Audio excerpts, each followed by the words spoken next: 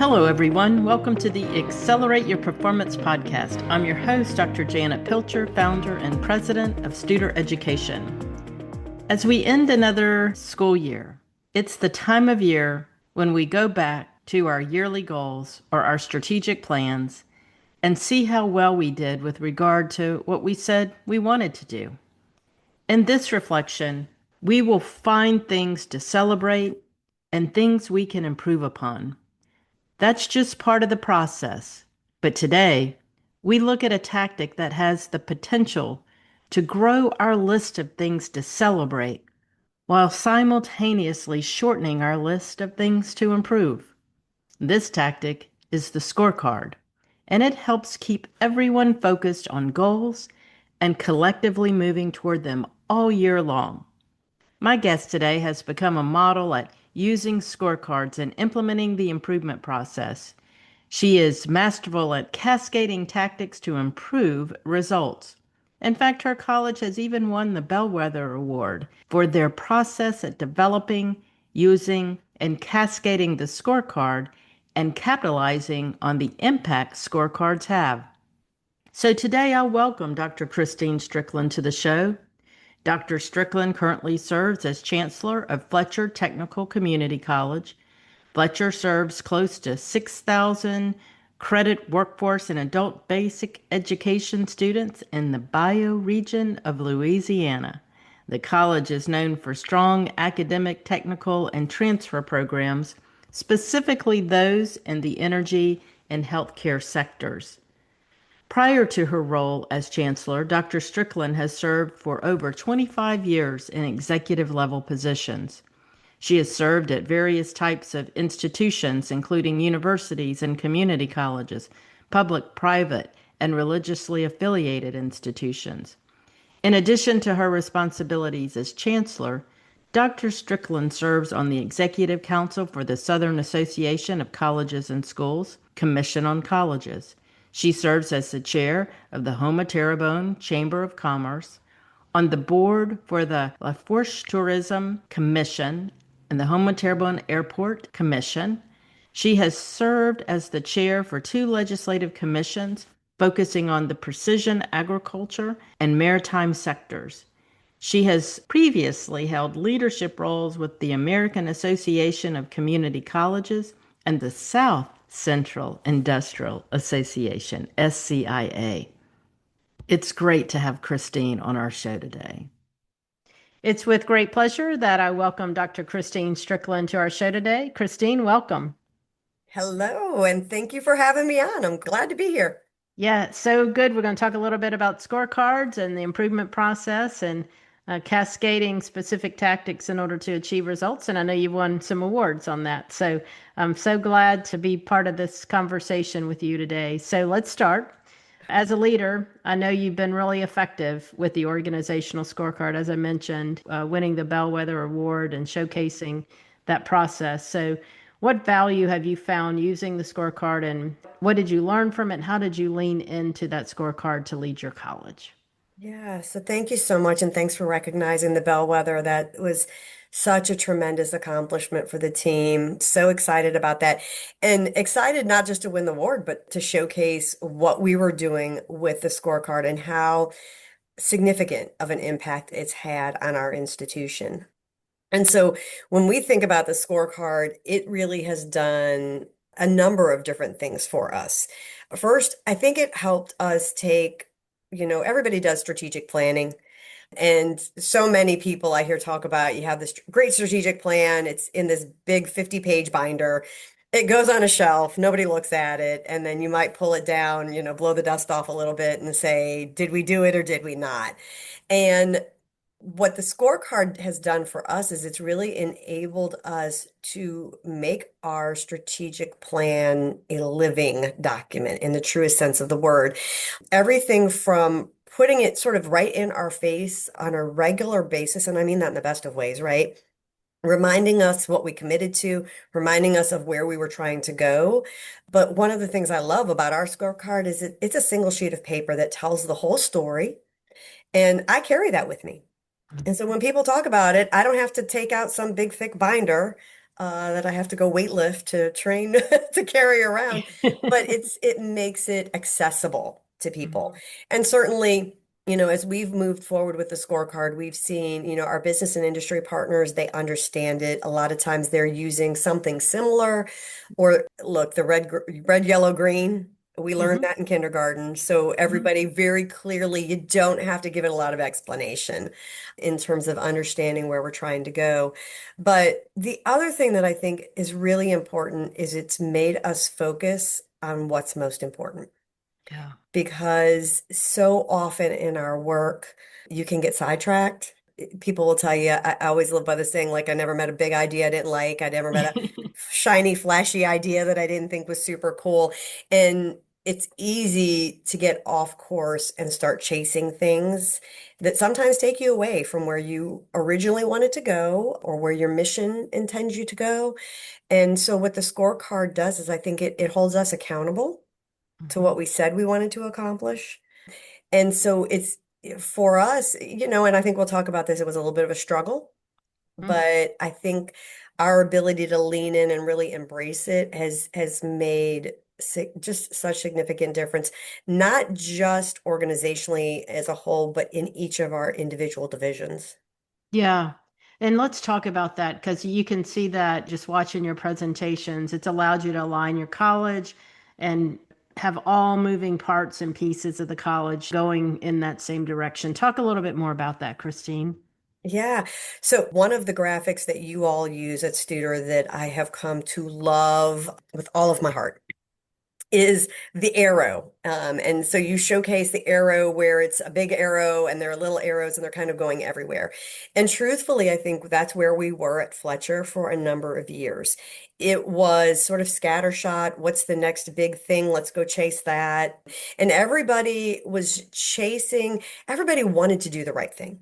And I think everybody saw what the end goal was, but we just weren't aligned in our activities. Great example of that, and I think many of us do this, is we will go out and say we want more students to enroll.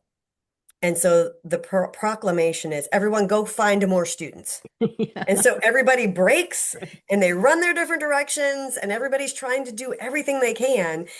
But the magic is sort of that next arrow where, you have everybody aligned, but everybody's sort of within that framework. And there's room for differentiation. We're not all Mhm. like military lockstep, but we're all moving and pushing in the same direction.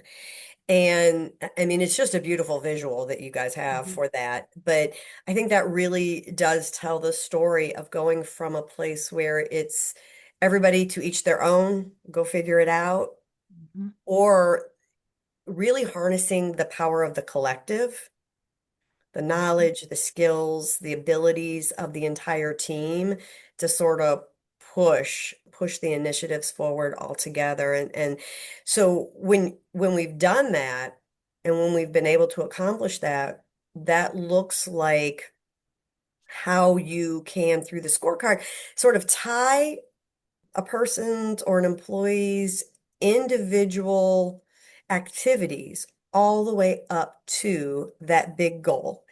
And that's been critical not only in the alignment of what we do on a daily basis, but also in our team's ability to see where they play a role in that, how they have a part of that puzzle. Yeah, I love that. And so, one of the things that I've been saying more than I have in the past, it just comes off of Mercurio's work of mattering, Kristine, is when we're engaging people in the organization, there are two aspects to mattering, them thinking that they matter. One is that they feel valued. That's Mhm. kind of easy for us to understand. But the second part is really significant.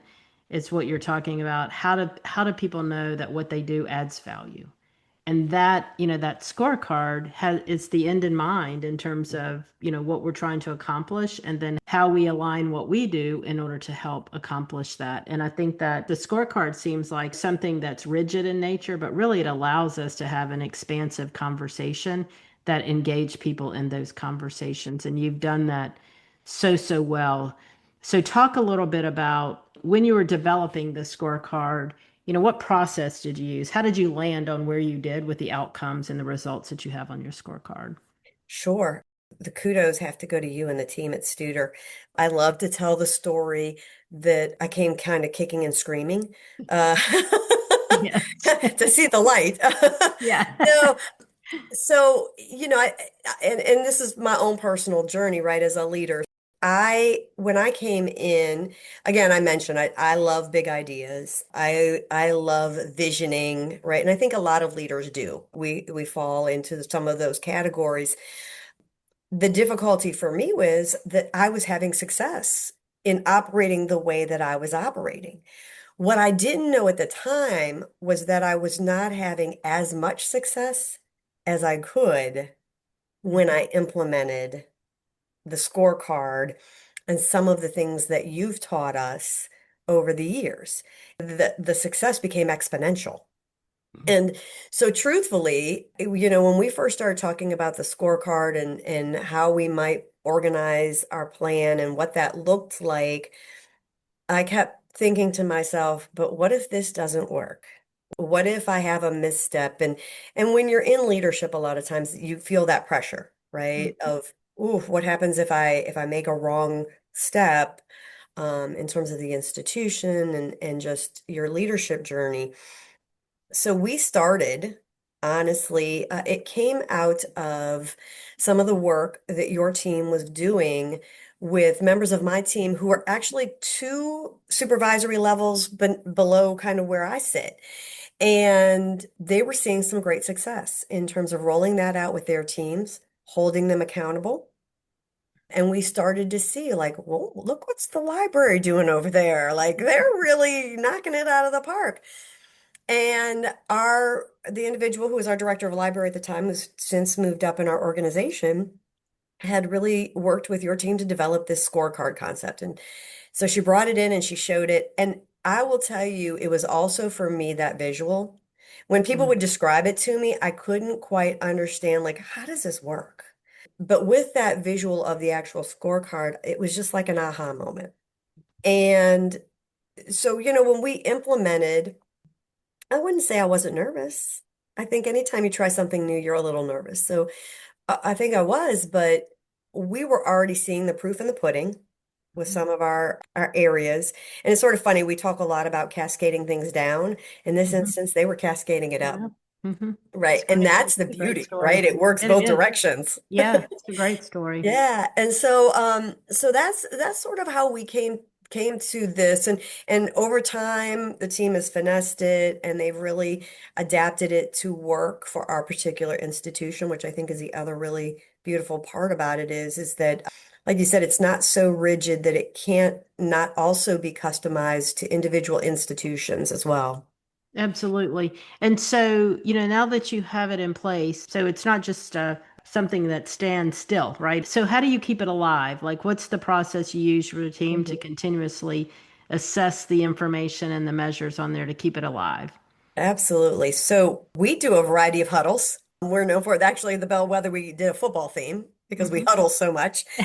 But it starts very practically speaking.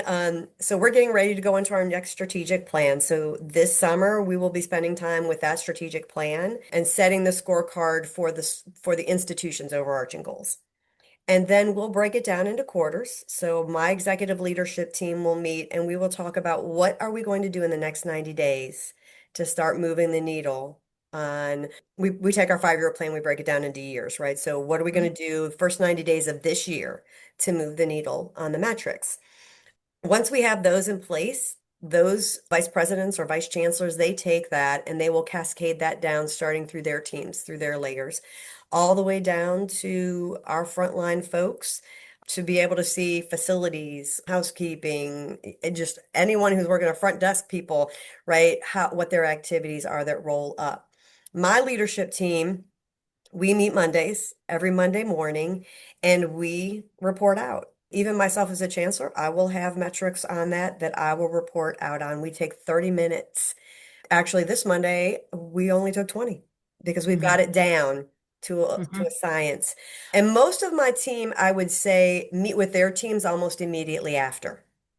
So Good. that's sort of the operational piece. But some of the other things that I think are pretty special that we've been able to do. So at each weekly huddle, one of the vice presidents or one of the vice chancellors gets to invite a member of their team into our huddle to observe. Mm. And the feedback we've received on that is like this, oh my gosh, the chancellor's even reporting out, right? Mhm. Or, oh my gosh, now I see how when I'm reporting out to my vice chancellor, that my vice chancellor is reporting out Mhm. on a bigger scale. And so it has really deepened, I think, people's appreciation and understanding of what we're trying to do in that process. And that's been really critical to our success. In addition, I would also add that we work with our student consultant and we have the joy and privilege of working with Julie. And so quarterly, she'll come in and it's sort of that outside perspective that Mhm. says, hey, let me help, but also let me, from sort of this nice outsider viewpoint, hold you all accountable to what you say you want to accomplish. And she does that beautifully. But those are some of the other special ways in which we kind of roll it out. Yeah. And, it's kind of a theme today, Kristine, is cascading. We do think, going back to what you said, we think about down, but it's that going up too. And it really is that flow of process up and down.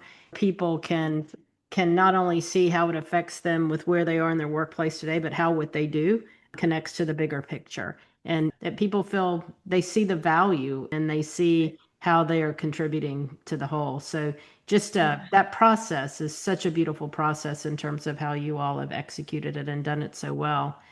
So the scorecard and what we've talked about today is at the end of the day, yes, there are accountability measures. They were accountable and it's an accountability system. But we always look at it from the standpoint that we start with improvement and we drive from an improvement focused mindset. And then accountability kind of comes with that.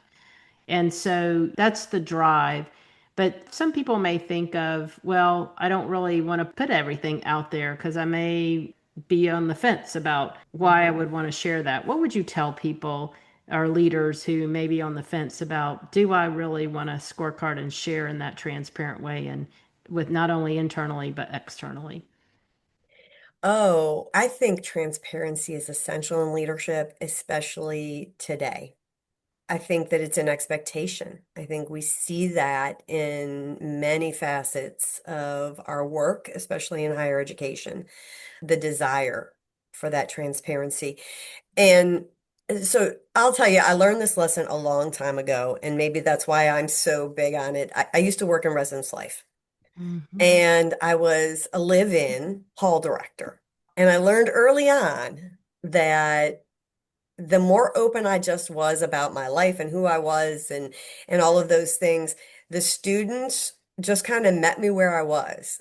I saw other professionals where they tried to keep everything really secretive and the gossip and the rumors, right? Yes, When you live in, I that's bet. a tough circumstance. And I always said to myself, I'm just going to be who I am.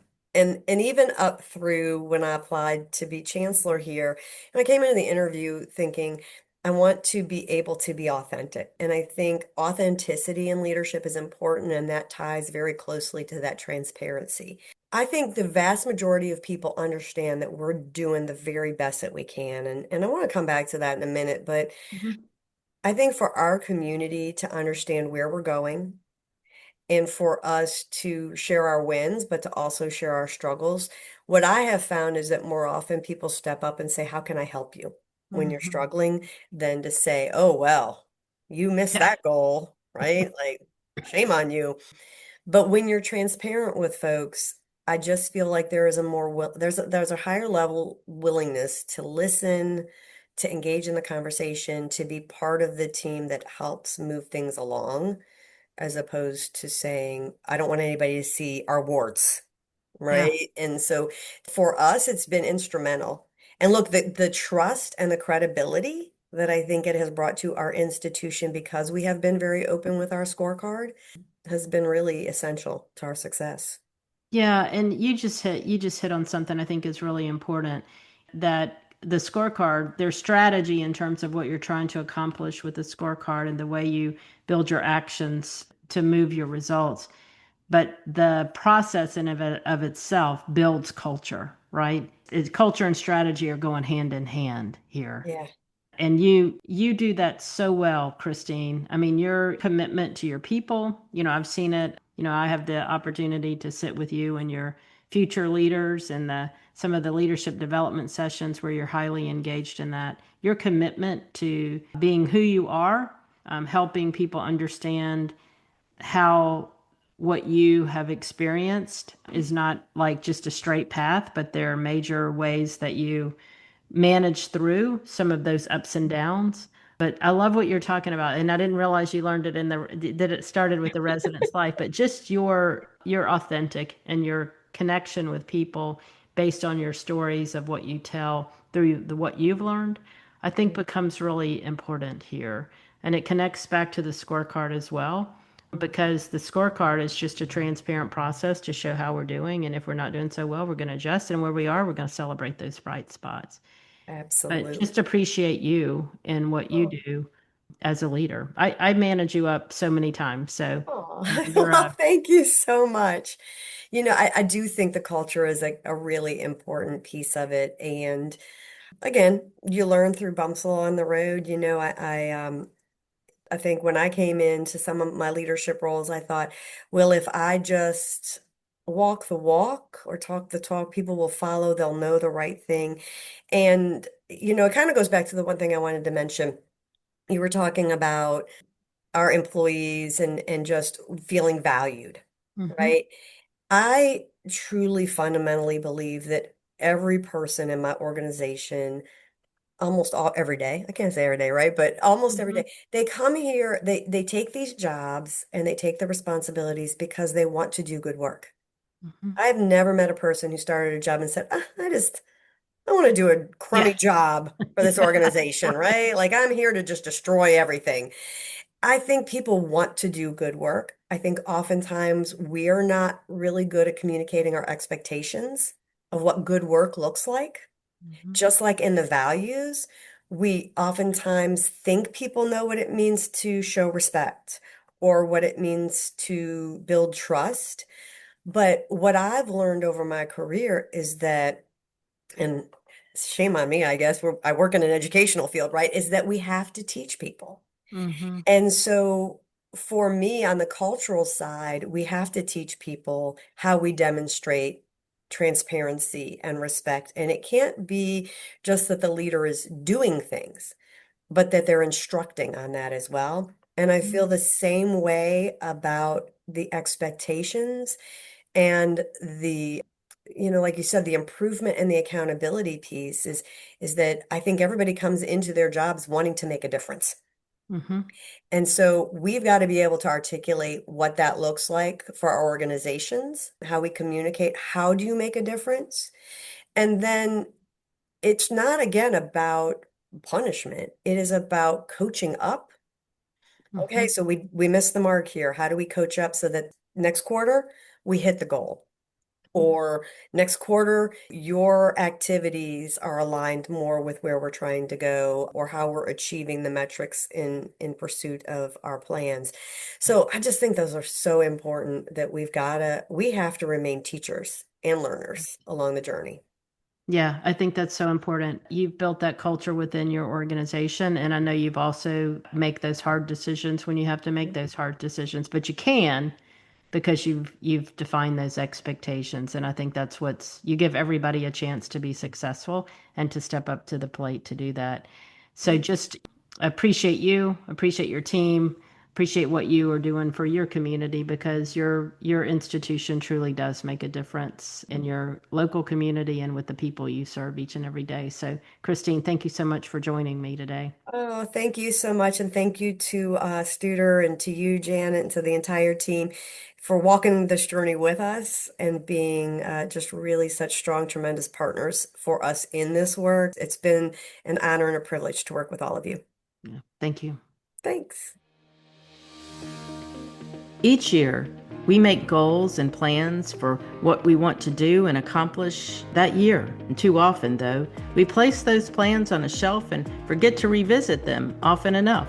Using a scorecard as a tactic, tracking our progress toward goals, and to keep our goals in front of us increases the likelihood that we will realize our goals. And Kristine described it so well when she said that a scorecard can be a living document that keeps goals and a strategic plan alive in all our daily actions and work.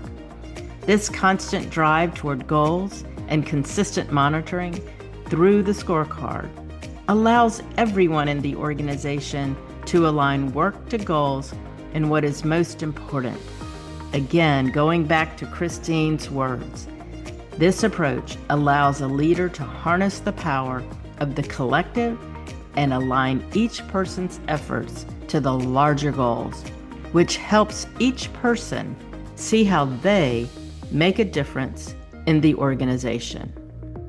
Everyone wants to make a difference, and it feels good to see how we make an impact. The beauty of a scorecard is that it not only provides this snapshot of how we make a difference, but it allows everyone to move together toward the same goals. In turn, this moves the organizational toward improvement, and working together. It's what all leaders want.